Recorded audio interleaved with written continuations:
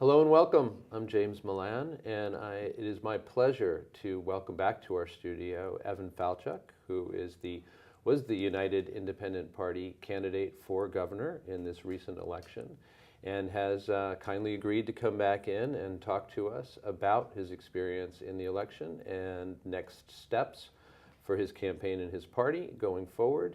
And we're looking forward to a comprehensive conversation with Evan. Thanks so much for joining us. Thanks for having me. Glad to be here. Great. So things, lots of things happened since the last time that you were in here, the most important of which, of course, is that the election itself occurred. You had mentioned at the time that you were talking to me last that a 3% margin, or 3% of the voters was at least what you were aiming for, at least. Can you remind us why that is and what the effects are? Absolutely. So I ran as the candidate of a new party that is now an official party here in Massachusetts called the United Independent Party. It was founded by a group of us. There were 56 of us who signed the initial paperwork. We're just regular voters who felt as if the system was not representing people anymore, and that we needed to build a framework in order to elect new candidates who would. And so to do that, you've got to get 3% of the vote in a statewide election, which we did on November 4th. The Secretary of State just certified those results last week, and now we're an official party. People can enroll in the party, which is one of our major goals now over the next months. But it was a significant accomplishment, and very grateful for the support that we earned all across the state, and for particularly the voters that worked so hard, and the volunteers on election day and all the days leading up to it, to earn those votes. It is never the case, although I heard it talked about plenty in the course of the campaign, that votes belong to anybody but the voter. And so if a candidate can convince people to vote for them, it's really what it's about. That's really the mission of what you're trying to do. Yeah, I assume, especially a candidate who people have not heard of or is not appearing in the papers all the time and on the radio and on the TV, et cetera, for a party that is newly created, so people have never heard of, et cetera. Those are quite a few obstacles right there. It's really something. And there were obstacles thrown in our way, being excluded from debates. There was limited coverage in some areas, but a lot of coverage in others. So we're pretty pleased with that. And it's really the story of any kind of entrepreneurial endeavor. You start something new. It starts with an idea. A group of people that really believe in it get together and they work really hard. They persevere through whatever challenges that are faced. And if you do it, you can achieve things. So it is quite remarkable in that short period of time what we've done. And our goals for the future are just as ambitious. So can you get candidates elected without playing the same game? You can. You absolutely can. We've had already more than 20 candidates reach out to us to say, I want to run in 2016. Now, I'm not saying those are going to be the candidates that we'll be supporting, but I am saying it reflects something about the groundswell of support that is out there for a new way forward and a new framework. So how do you win? You organize, you mobilize people, you do the things that people used to do in politics, grassroots. It's what we did in this election.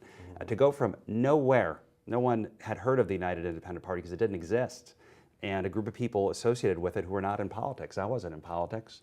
To a place where we earned the votes that we earned. In Western Massachusetts, for example, in communities there, we were between 6 to 10, as high as 14% of the vote in some of these areas. Amazing. That's from spending the time and from listening to voters and showing them what is in it for them to have this new framework in place. So we've been working since Election Day to consolidate those gains and to realize we've got even more big challenges ahead in terms of enrolling new people in this party, running those candidates in 2016, but certainly buoyed by this experience and knowing that it is possible to do much more than most people think.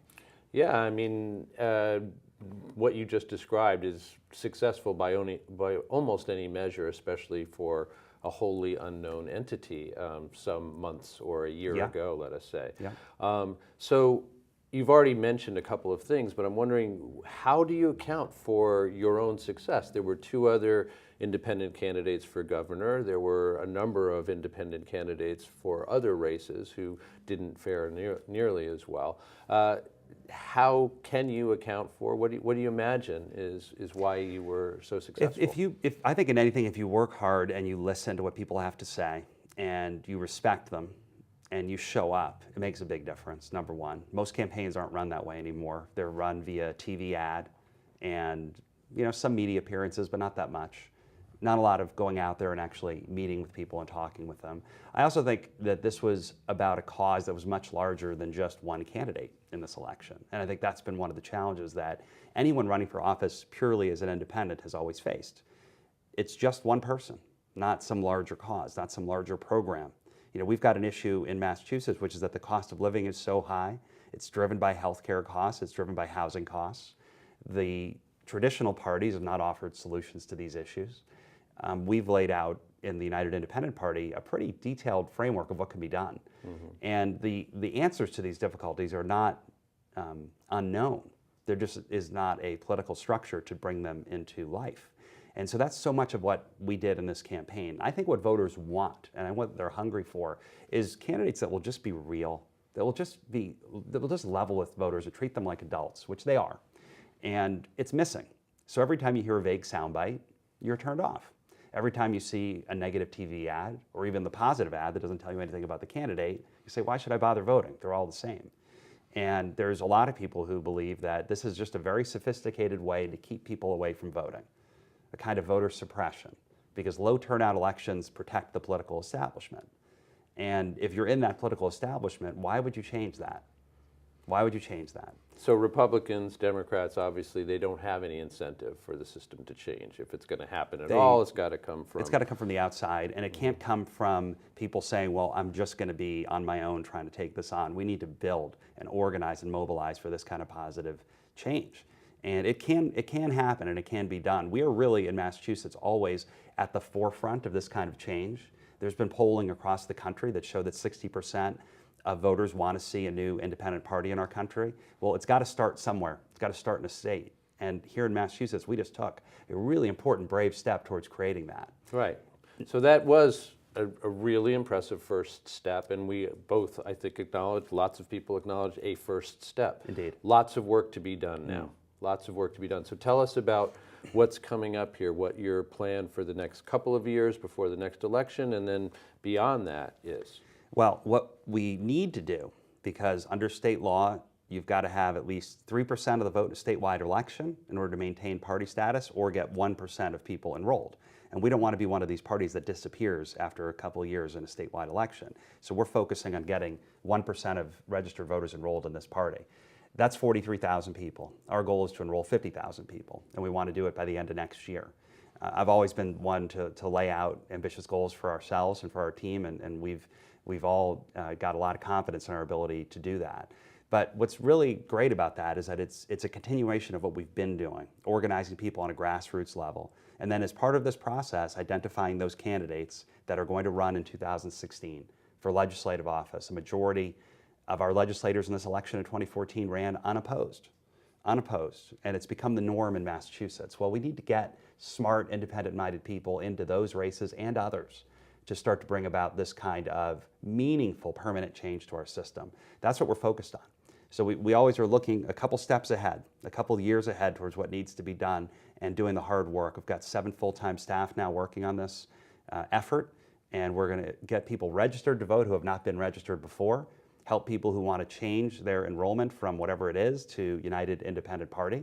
If people want to come and read about it, they should visit unitedindependent.org or email us at contact@unitedindependent.org. We've had over 1,000 people already email to that address to say, how do I change my registration?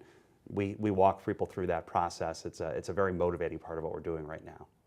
Are you planning to move forward doing your best not to do things, business, the way that things have been done before? So your approach to funding your campaigns is going to be different. You're not planning to use political consultants as you just described, that kind of thing? Yeah, I mean, super PACs I don't want anything to do with, and we were very clear on that during the course of the governor's race. These are a distortion of our democracy and have to be stopped.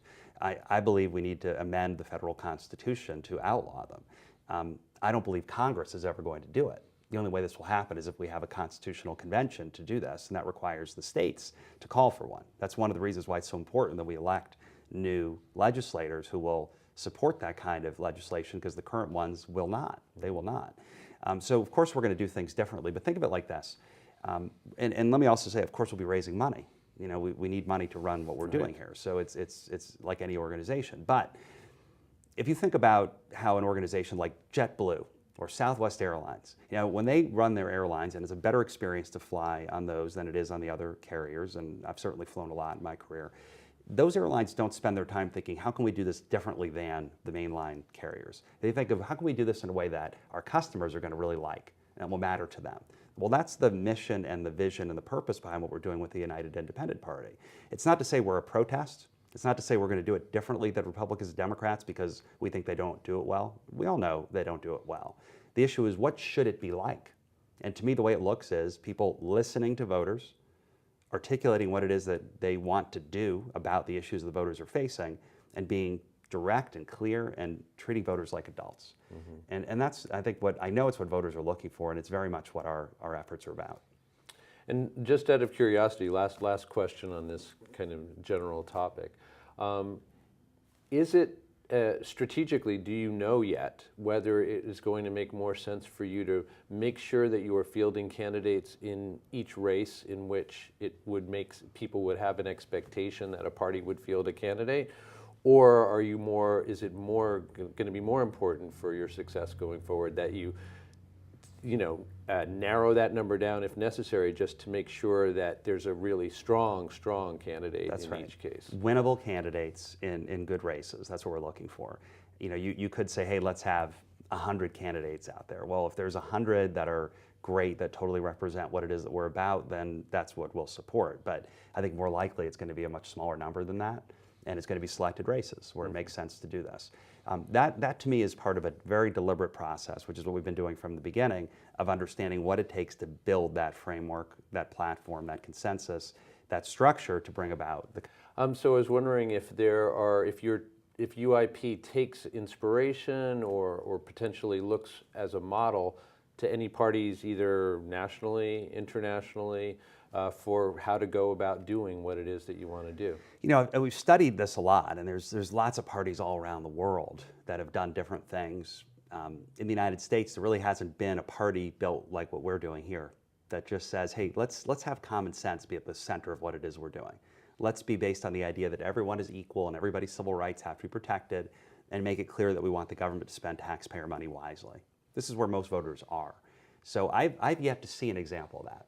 If I did, these would be the people that we would be with. But it's like any other entrepreneurial thing. Nothing exists until someone goes and creates it. So those of us that have been working on building the United Independent Party, and that work is continuing all the time and will continue into the future, are based on those principles and those values. What I hope is that we can be a model that other people can look at and say, that's the way to do it. That's what would be success. To wrap up, let me just ask you to speculate on a budding Evan Falchuk out there somewhere. What would you say to him or her? What advice do you give them for taking on this same kind of challenge? Be persistent. Do not give up. Stay true to your beliefs. Don't look for people that will tell you that there are shortcuts that don't exist. And if you're one of those people, send an email to contact@unitedindependent.org because we want to talk to you. We need the help and support of ambitious, persistent people who just want to do what's right in creating this party. That's what we're about. And we really look forward to earning the support of so many people across the state over the next period of time. Well, once again, it was a great pleasure having you here. It's nice to feel like we're having some straight talk around political issues, and we appreciate that.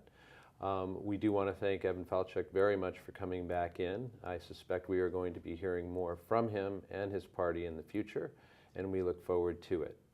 For Arlington Public News, this is James Milan, and we thank you for joining us.